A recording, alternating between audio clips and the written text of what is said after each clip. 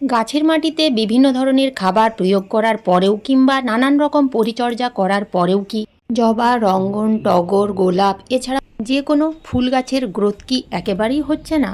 গাছের পাতাগুলো হলুদ হয়ে ঝরে পড়ে যাচ্ছে, কিংবা গাছে কুড়ি আসছে না, বা কুড়ি এলেও সেই কুড়িগুলো ফুলে পরিণত হওয়ার আগেই ঝরে পড়ে যাচ্ছে। সমস্ত রকম সমস্যা দূর করবে এই ম্যাজিক তরল খাবার। এই জৈব তরল খাবার আপনারা গাছের মাটিতে মাত্র একবার দিয়ে দেখুন।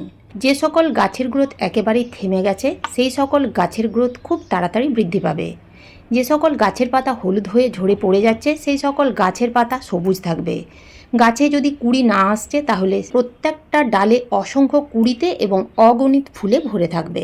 এই খাবার শুধুমাত্র দুটো উপাদান দিয়েই তৈরি, তাই তৈরি করার কোনো রকম ঝামেলা নেই।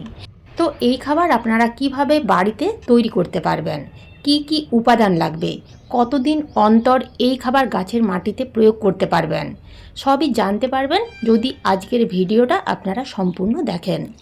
যদি আপনারা এই ভিডিও স্কিপ করে দেখেন তাহলে অনেক কিছুই অজানা থেকে যাবে, তাই ভিডিওটা পুরোটা দেখবেন। ভালো লাগলে লাইক, শেয়ার, সাবস্ক্রাইব করে পাশে থাকার অনুরোধ রইল। নমস্কার বন্ধুরা, আমি সোনালি, আর আপনারা দেখছেন সোনালিস গার্ডেন। আমরা বেশিরভাগ গাছ কিন্তু টবের মধ্যে প্রতিস্থাপন করি। তো যেহেতু টবের মধ্যে সীমিত মাটি থাকে, তাই আমাদের নিয়ম করে এবং সময় মতো গাছের খাবার প্রয়োগ করতেই হবে।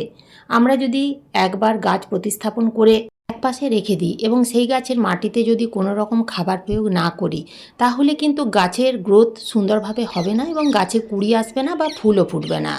তাই আমাদের সঠিক সময়ে সঠিক খাবার দিতেই হবে। তার সাথে সাথে এমন কিছু গুরুত্বপূর্ণ টিপস আছে যেগুলো কিন্তু আমাদের ফলো করতে হবে। তো সেই গুরুত্বপূর্ণ টিপসগুলো কি কি, চলুন একটা একটা করে জেনে নেওয়া যাক। প্রথম টিপস, আপনারা হয়তো নার্সারি থেকে কিছুদিন আগেই গাছ কিনে এনেছেন এবং সেই গাছ সুন্দরভাবে মাটি তৈরি করে প্রতিস্থাপন করেছেন, অথচ দীর্ঘদিন কেটে যাওয়ার পরেও যদি সেই গাছের গ্রোথ একেবারেই হচ্ছে না, কিংবা কুড়ি আসছে না বা ফুল ফুটছে না, তাহলে আপনারা এই সময় গাছগুলোকে ফুল সানলাইটে এনে রাখুন। ফুল সানলাইটে যদি আপনারা গাছগুলো না রাখেন, যদি আপনারা প্রত্যেকটা গাছ ছায়াযুক্ত স্থানে রেখে দেন, তাহলে কিন্তু গাছের গ্রোথ একেবারেই হবে না। সূর্যালোকের উপস্থিতিতে গাছ তার খাবার তৈরি করে। তো সূর্যের আলো যদি গাছে ঠিকমতো না পায়, তাহলে গাছ কীভাবে খাবার তৈরি করবে? গাছ ঠিকমতো খাবার তৈরি করতে না পারলে সেই গাছে গ্রোথ হবে না, গাছে কুড়ি আসবে না এবং গাছে সেই রকম ফুল ফুটবে না। তাই গাছগুলোকে আপনারা এমন জায়গায় রাখুন যেখানে 5 থেকে 6 ঘন্টা রোদ আসে। 2 নাম্বার টিপস, যদি আপনাদের গাছে গ্রোথ সুন্দর আছে, তা জবা, বেলি, রঙ্গন যে কোনো গাছই হোক না কেন, দীর্ঘ সময় কেটে যাওয়ার পরেও যদি সেই গাছে কুড়ি না আসে বা ফুল না ফোটে, তাহলে এই কাজটা আপনাদের করতে হবে। এই যে গাছের ডালের ডগাগুলো একটু করে কেটে দিতে হবে। আমি এই গাছগুলো ফেব্রুয়ারি মাসে ডাল কাটাই ছাঁটাই করেছিলাম এবং গাছের গ্রোথ দেখুন কতটা সুন্দর হয়েছে। তো আমি এই গাছের মাথাগুলো একটু করে পিঞ্চিং করে দিচ্ছি, এতে গাছ অনেক বেশি ঝোপালো হবে এবং এই গাছে খুব তাড়াতাড়ি কুড়ি চলে আসবে। শুধুমাত্র জবা গাছের ক্ষেত্রেই নয়, সকল প্রকার গাছের ক্ষেত্রেই এই কাজটা করতে হবে। এই গোলাপ গাছটিতে দেখুন ফুলটা শুকিয়ে গেছে এবং ফুল শুকানোর সাথে সাথে ডালটাও কিন্তু অনেকটাই শুকিয়ে গেছে। আমরা যদি এইভাবে এই শুকনো ফুল বা শুকনো ডাল রেখে দিই, তাহলে কিন্তু গোলাপ গাছের ডাইব্যাক হতে শুরু করবে। তাই শুকনো ফুল বা শুকনো ডাল যদি গাছের মধ্যে থাকে, তাহলে সেই শুকনো ডাল বা শুকনো ফুল কেটে ফেলে দিতে হবে। তাহলেই দেখবেন কিছুদিনের মধ্যে গাছ অনেক বেশি ঝোপালো হবে এবং সেই গাছে অসংখ্য কুড়িতে ভরে যাবে। 3 নাম্বার টিপস হচ্ছে গাছের মাটিতে খাবার প্রয়োগ। তো এই সময় আপনারা গাছের মাটিতে কী এমন খাবার প্রয়োগ করতে পারবেন, যে খাবার প্রয়োগ করলে গাছ একদিকে যেমন দ্রুত হারে বৃদ্ধি পাবে, অর্থাৎ গাছ ঝোপালো হবে এবং সেই গাছে প্রচুর পরিমাণে কুড়ি আসবে এবং ফুল ফুটবে, একটা পাতাও হলুদ হয়ে ঝরে যাবে না। তো এই সেই খাবার। এখন জেনে নেওয়া যাক এই খাবার আপনারা কিভাবে তৈরি করবেন। এই খাবার তৈরি করতে লাগবে শুধুমাত্র 2টি উপাদান। এখানে আমি নিয়েছি 1 লিটার জল। 1 লিটার জলের মধ্যে একটা ঘুঁটে ভিজিয়ে রেখেছি। আপনাদের কাছে যদি ঘুঁটে না থাকে তাহলে গোবর সার দিতে পারেন 2 মুঠোর মতো। এই ঘুঁটে ভেজানো জল আপনারা কিন্তু 2 থেকে 3 দিনের জন্য ভিজিয়ে রাখবেন। 2 থেকে 3 দিন ভিজিয়ে রাখার পরে জলের কালার ঠিক এই রকম হয়ে যাবে। এই তরল খাবারটিকে আরও বেশি পাওয়ারফুল করার জন্য আমাদের আর একটা উপাদান অ্যাড করতে হবে। সেই উপাদানটি কিন্তু আপনাদের বাজার থেকে কিনে আনতে হবে। তা হলো এনপিকে 10-26-26, সুফলা নামেও পরিচিত। এই রকম দানা ফর্মে পাওয়া যায়। 1 চামচ দিতে হবে এই এনপিকে 10-26-26। এই খাবার আপনারা গুঁড়ো করেও দিতে পারেন, তাহলে খুব সহজেই কিন্তু এই তরল খাবারের সাথে মিশে যাবে। আর যদি গুঁড়ো না করে ডাইরেক্ট এভাবে দিতে চান, তাহলে কিন্তু খুব ভালো করে জলের সাথে, অর্থাৎ এই লিকুইড খাবারের সাথে খুব ভালোভাবে মিশিয়ে নিতে হবে। এই খাবার আপনারা কিন্তু কখনোই ডাইরেক্ট গাছের মাটিতে দেবেন না, কেননা এই খাবার কিন্তু খুবই পাওয়ারফুল।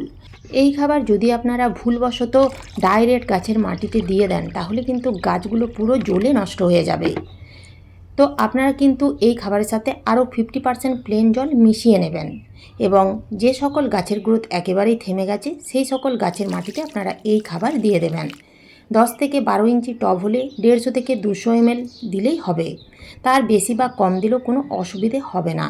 তো আমি দেখুন এখানে জবা গাছের মাটিতে দিলাম, এবং এই যে আপনারা দেখতে পাচ্ছেন রঙ্গন গাছের ডাল আমি কাটাই ছাঁটাই করেছিলাম ফেব্রুয়ারি মাসে। তো গাছের গ্রোথ সুন্দর হয়েছে। এই গাছটিকে আরও ঝোপালো করার জন্য আমি এই খাবার দিয়ে দিলাম। এছাড়াও এই জবা গাছের মাটিতেও আমি দিয়ে দিচ্ছি, কেননা গাছে ফুল ফুটে আছে কিন্তু গাছের 2-1টা পাতা হলুদ হয়ে ঝরে যাচ্ছে, তাই আমি এই গাছের মাটিতেও দিয়ে দিলাম। এখানে আপনারা দেখতেই পাচ্ছেন বেলি ফুলের গাছটা বেশ ঝোপালো হয়েছে। এই গাছটিকে আরও ঝোপালো করার জন্য এবং খুব কম সময়ের মধ্যে কুড়ি আনার জন্য আমি এই খাবার গাছের মাটিতে দিয়ে দেব। এই খাবারের মধ্যে 10% আছে নাইট্রোজেন, 26% আছে ফসফরাস এবং 26% আছে পটাশিয়াম। গোবর সারের মধ্যে থাকে প্রচুর পরিমাণে নাইট্রোজেন, এছাড়াও থাকে ফসফরাস, পটাশিয়াম ছাড়াও বিভিন্ন পুষ্টিগুণ। তাই এই খাবার গাছের মাটিতে দিলে গাছের গ্রোথ খুব তাড়াতাড়ি বৃদ্ধি পাবে। এছাড়াও যেহেতু আমি এই খাবারের মধ্যে সুফলা বা এনপিকে 10-26-26 অ্যাড করেছি, তাই এই খাবারের মধ্যে আছে প্রচুর পরিমাণে ফসফরাস এবং পটাশিয়াম, যা গাছে দ্রুত কুঁড়ি আনতে এবং ফুল ফোটাতে সাহায্য করবে। আপনারা যদি ফেব্রুয়ারি মাসে জবা, রঙ্গন, গোলাপ, টগর, বেলি, নয়নতারা এই সমস্ত গাছের ডাল কাটাই ছাঁটাই করেছেন, গাছের বৃদ্ধি একেবারেই হচ্ছে না, তাহলে আপনারা এই ম্যাজিক তরল খাবার প্রত্যেকটা গাছের মাটিতে দিয়ে যান 10 থেকে 12 দিন অন্তর। এই তরল খাবার মাত্র একবার গাছের মাটিতে দেওয়ার পরেই দেখতে পাবেন গাছের প্রত্যেকটা পাতা সবুজ এবং চকচক করবে, গাছে অসংখ্য কুঁড়িতে এবং ফুলে ভরে যাবে। শুধুমাত্র গাছে খাবার প্রয়োগ করলেই তো হবে না, তার সাথে সাথে গাছে পোকামাকড়ের আক্রমণ হচ্ছে কিনা সেদিকেও আমাদের লক্ষ্য রাখতে হবে। যদি গাছে পোকামাকড়ের আক্রমণ হয়, তাহলে সেই পোকামাকড়ের উপদ্রবের ফলে কিন্তু গাছে কুঁড়ি এলেও সেই কুঁড়িগুলো ঝরে পড়ে যায়। তাই আমাদের নিয়ম করে কীটনাশক স্প্রে করতে হবে। তো আপনারা বাজার চলতি কীটনাশক স্প্রে করতে চাইলে করতে পারেন। কাকা, একতারা এগুলো কিন্তু খুব ভালো কীটনাশক। আর যদি আপনারা বাড়িতেই সামান্য 2-1টা উপাদান দিয়ে কীটনাশক বা ছত্রাকনাশক তৈরি করে গাছে স্প্রে করতে চান, সেক্ষেত্রে বেকিং সোডা ব্যবহার করতে পারেন। তো 1 লিটার জলে আপনারা 1 চামচের 4 ভাগের 1 ভাগ দিয়ে ভালো করে ঝাঁকিয়ে পুরো গাছে স্প্রে করবেন 3 থেকে 4 দিন অন্তর। অতিরিক্ত বেকিং সোডা গাছে স্প্রে করবেন না। কম দিন ক্ষতি নেই, বেশি দিলে কিন্তু গাছ চলে যাবে। এছাড়াও আপনারা গাছে রসুন ব্যবহার করতে পারেন। সেক্ষেত্রে 500 ml জলে 5 থেকে 6টা রসুনের কোয়া এবং 5 থেকে 6টা ঝাল কাঁচা লঙ্কা থেতো করে নেবেন। তাতে 1 চামচ হলুদের গুঁড়ো মিশিয়ে 10 থেকে 15 মিনিট রেখে দিয়ে ভালো করে ছেঁকে নিয়ে পুরো গাছে স্প্রে করুন। দেখবেন গাছে কোনো রকম পোকামাকড় বা ছত্রাকজনিত রোগের কারণে গাছ মারা যাবে না। তো এইভাবে আপনারা গাছের পরিচর্যা করুন এবং এই খাবার প্রয়োগ করে দেখুন, গাছের আমূল পরিবর্তন দেখতে পাবেন। তো আজ এই পর্যন্তই, ফিরে আসবো অন্য কোনো নতুন ভিডিও নিয়ে।